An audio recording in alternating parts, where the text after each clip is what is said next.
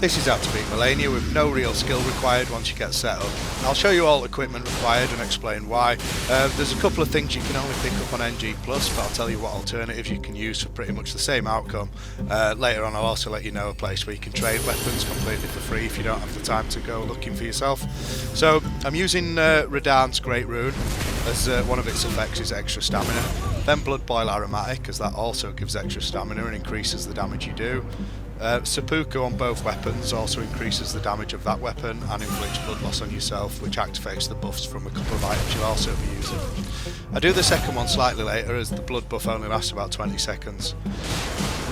In the Wondrous Physic we've got tiers that increase successive attack power and also stamina.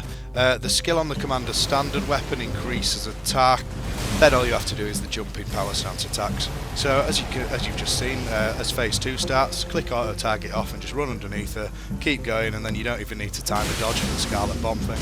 Let the rock die down for a few seconds, then just run in and do the same thing as phase 1. Easy W's. So as you can see here, well, as you've just seen, I'm using 2 Godskin Peelers, both with Seppuku and Blood Affinity. You can only get 1 per playthrough, so you could swap one for Gargoyle's Twin Blade, as they're very similar anyway. Claw Talisman and Raptor's Black Feathers increase the jump attack damage. White Mask and Lord of Blood's Exaltation Talisman increase damage after blood loss, so they kick in after the Seppuku.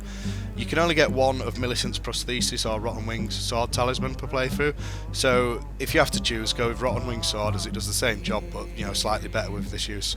You could swap out Millicent's for either the Ritual Sword Talisman, as that does extra damage when you're at full HP, so just remember to fully heal after Seppuku, or one of the talismans that increases stamina to ensure you won't run out there. So also, just to show that extra damage, if you've just noticed in the top right, you can see the peeler that I've got as an AR of 663 initially, but after the Rally and Standard Blood Boil and Seppuku, it's more than doubled to 1428. So I mentioned earlier I'd let you know a place you can trade, etc. if you don't have time to grind.